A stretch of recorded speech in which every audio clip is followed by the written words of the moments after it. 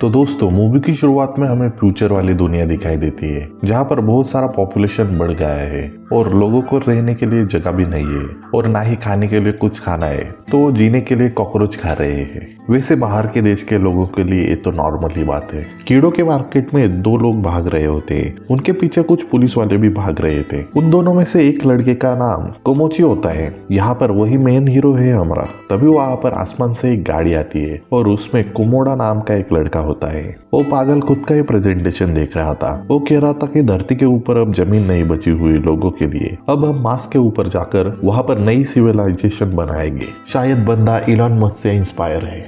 यहाँ पर उसके सामने बैठी वाली लड़की कहती है कि ये दोनों बहुत ही बड़े क्रिमिनल है और इनको देखते ही गोली मारने का आदेश है। कोंडा कहता है यही तो लोग हमें चाहिए। वो नीचे उतरता हुआ उनसे बातें करने लगता है। वो कहता है कि आपकी ही मुझे जरूरत थी, चलिए मेरे साथ। और ऐसे बोलते ही वो नीचे वाले एक कॉकरोच को मार देता है। हमें 2 साल बाद का सीन दिखाई देता है जहाँ पर मार्स के ऊपर एक स्पेसशिप जा रही थी। उसी के अंदर कोमाची था। कोमाची के पास जिम नाम का लड़का आता है और जिम कहता है कि देखते किसके डोले में है दम, उसी को मिलेगी ये परी। और उस लड़की का नाम नामो ही था। यहाँ पर नीम थोड़ा सा फाइट करने के मूड में था बट कोमोची वहां से चला जाता है। तो यहाँ पर स्टोरी ये बताई जाती है कि 500 साल पहले मार्स के ऊपर कुछ कॉकरोचे भेजे थे, जिसके वजह से अभी के वक्त उनके साथ म्यूटेशन होने की वजह से मार्स के ऊपर अब करोड़ों कॉकरोच हो चुके हैं। और इन सब गली के गुंडे और टेररिस्ट को भेजा गया है मार्स की साफ सफाई करने के लिए। वो मार्स के ऊपर जाएंगे और कॉकरोच को मार कर आएंगे, जिसके वजह से यहाँ का इलॉन मस्क मतलब कोमोडियो लोगों को मार्स तक पहुंचा देगा। वहां पर एक लड़की आती है, उसका नाम आसुका मोरिकी था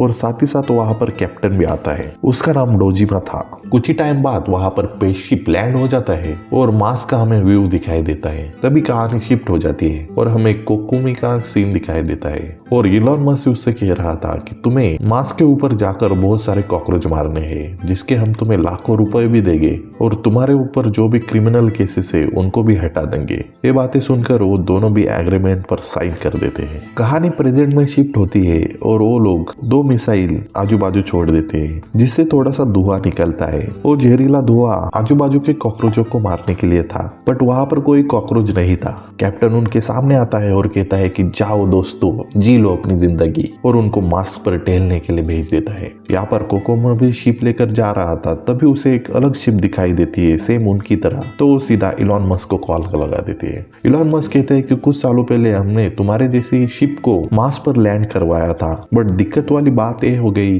कि वहां पर जो भी लोग गए थे उस शिप में वो फिर से कभी नहीं आए, इसीलिए हमने तुम्हें भेजा है चेक करने के लिए और कॉकरोचों को मारने के लिए। टीम कॉकरोच ढूंढने के लिए वहां पर मिट्टी हटाकर देखते हैं और प्लेनेट के नीचे भी देखती है बट उनको कॉकरोच नहीं मिल रहे थे। तभी अचानक 3 बंदे उन्हें दिखाई देते हैं। वो थोड़े से अलग टाइप के दिख रहे थे और उनके पास हथियार भी थे और वो भी पत्थरों से बने हुए। उनको देखकर जिम तो डर जाता है और दूसरी जगह पर कोकोशी और नैनो वहां पर ही थे। वो उनसे बात करने का ट्राई करता है। कोकोशी उनको हाई करता है कि ब्रो क्या चल रहा है, बट वही ब्रो सडनली आगे आता है और वो नानो की सीधा मुंडी ही मरोड़ देता है। कोकोशी कुछ समझ पाता और एक्ट कर पाता उससे पहले ही वो बंदा वहां से दौड़कर भाग जाता है।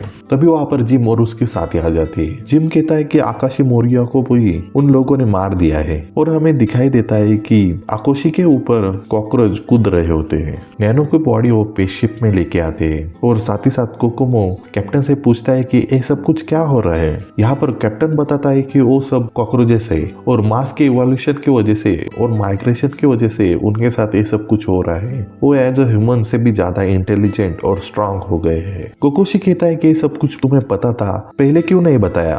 तभी कैप्टन कुछ बोल पाता उससे पहले ही वहां पर इलॉन मस्क आ जाता है।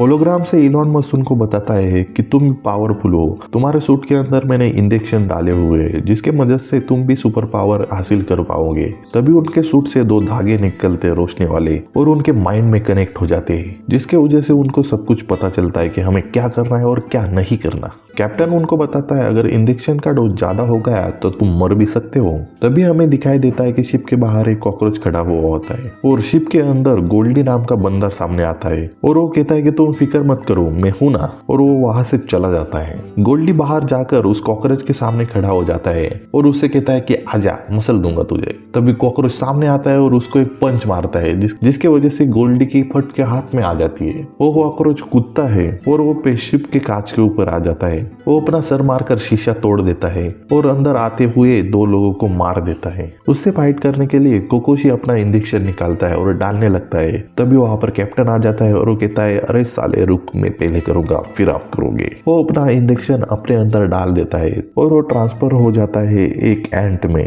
उसके पास एंट की सब पावर भी आ जाती है और साथ ही साथ और वो सुपर हीरो से कम नहीं लग रहा था। वो उस कॉकरोच को पकड़ता है और एक ही पंच में मार देता है। तभी वो देखते हैं कि स्पेसशिप के पास बहुत सारे कॉकरोच आ रहे थे और उनकी तादाद लाखों में और करोड़ों में थी। ये सब कुछ देखते हुए उनको तो पसीने आ चुके थे, क्योंकि इतने सारे कॉकरोच के साथ लड़ना बहुत ही मुश्किल जाने वाला था। अंदर की एक लड़की पूछती है कि हम इनको मारना क्यों चाहते हैं, हम इनसे सीधा बात करते हैं। तो दूसरा बंदा कहता है कि बातचीत गई भाड़ में, हम यहाँ से चले जाएंगे। वो स्पेसशिप शुरू करके वहां से जाने के लिए निकलते हैं, बट स्पेसशिप चालू ही नहीं होती। तो प्लान बनाते हैं कि जो पुरानी वाली स्पेसशिप है उसका हम यूज करके यहाँ से निकल जाएंगे। तो यहाँ पर कैप्टन कहता है कि तुम चले जाओ, मैं यहाँ पर कॉकरोचों को सबक सिखाता हूँ। तो कोकोशी भी नहीं चाहता था कि कैप्टन को अकेला छोड़े, तो वो भी यहाँ पर रुकने का फैसला करता है। तो साथ ही साथ जिम भी कहता है कि मैं भी यहाँ पर रुकूंगा, हम किसी से कम थोड़ी है, हम में भी है दम। तभी वहां पर इकुमी नाम का बंदा कहता है कि तुम सब यहाँ से चले जाओ और कैप्टन के साथ कंधे से कंधा लगाकर मैं अच्छी तरह से फाइट भी कर सकता हूँ। यहाँ पर कोकोशी नानो के बॉडी की तरफ जाता है और उससे कहता है कि मैं तुमसे मिलने के लिए जरूर आऊंगा। और वो देखता है कि नैनो के बॉडी से कुछ अलग चीज निकल रही थी,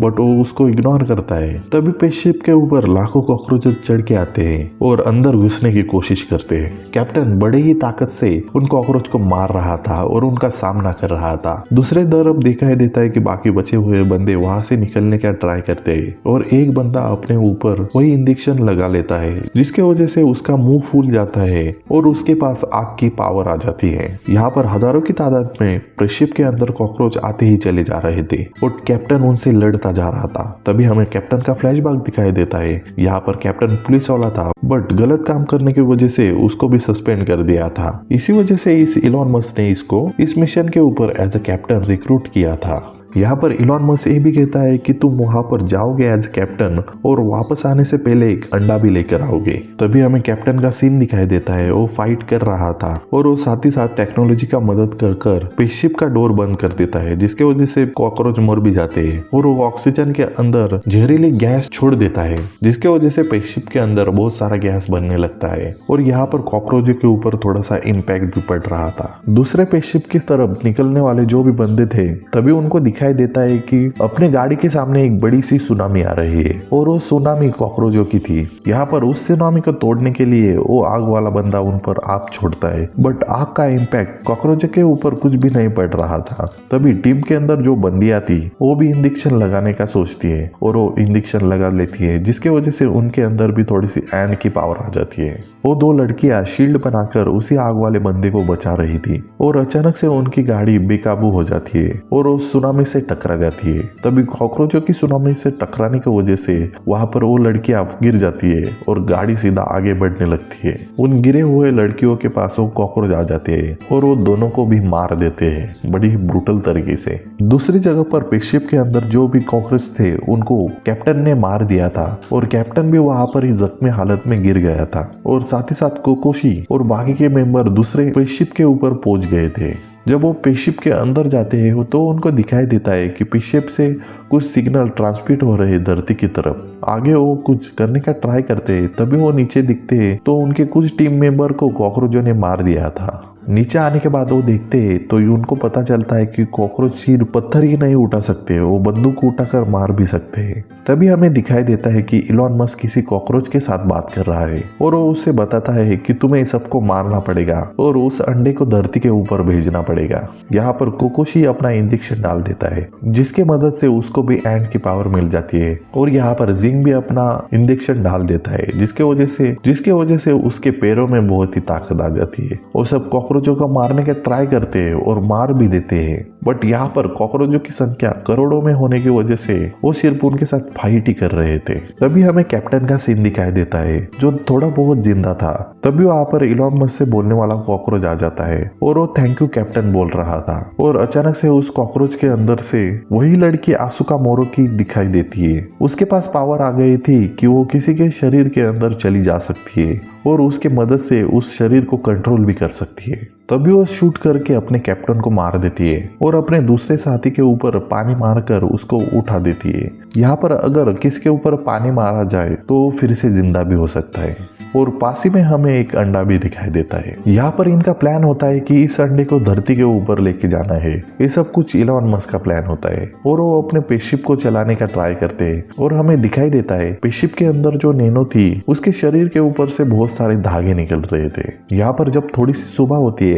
तो कोकुशी को दिखाई देता है ओल्ड स्पेसशिप के पास ही 3 पिरामिड बने हुए हैं। तो यहाँ पर इलॉन मस्क उससे बताता है कि जब हमने 500 साल पहले यहाँ पर कॉकरोच भेजे तो उन्होंने एक अपनी सभ्यता ही क्रिएट कर दी और ये लोग इंसानों से बहुत ही स्ट्रांग और इंटेलिजेंट है, जिसके वजह से मैं इनका डीएनए धरती के ऊपर लाऊंगा और अपनी खुद की एक सेना बनाऊंगा और सभी लोगों पर मैं राज करूंगा। इस बात को सुनकर कोकोशी कहता है कि मैं ये सब कुछ नहीं होने दूंगा। दूसरी जगह पर हमें दिखाई देता है कि स्पेसशिप उड़ने के लिए तैयार होती है बट वहां पर अंडे वो फूट जाते हैं, जिसकी मदद से वो दोनों कॉकरोच वहां पर आ जाते हैं। वो कॉकरोच उस लड़की को मार देते हैं जिसने कैप्टन को मारा था। तभी स्पेसशिप उड़ने लगता है तो कॉकरोच बहुत ही जोरों से चिल्लाने लगते हैं, जिसके मदद से बाकी के जो भी कॉकरोच होते हैं वो स्पेसशिप के ऊपर आ जाते हैं और वो कॉकरोच उस बंदे को मार भी देते हैं। और हमें दिखाई देता है कि स्पेसशिप गिर रहा था और सीधा नीचे लैंड हो जाता है। ये सब कुछ देखकर इलॉन मस्क भी हैरान हो जाते हैं क्योंकि उसके प्लान में तो ये सब कुछ नहीं था, बट बंदा क्या ही कर सकता है। अब तो यहाँ पर अब फाइट होने वाली थी 2 on 10 करके, क्योंकि यहाँ पर अब सिर्फ जिंग और कोकोशी बचा हुआ था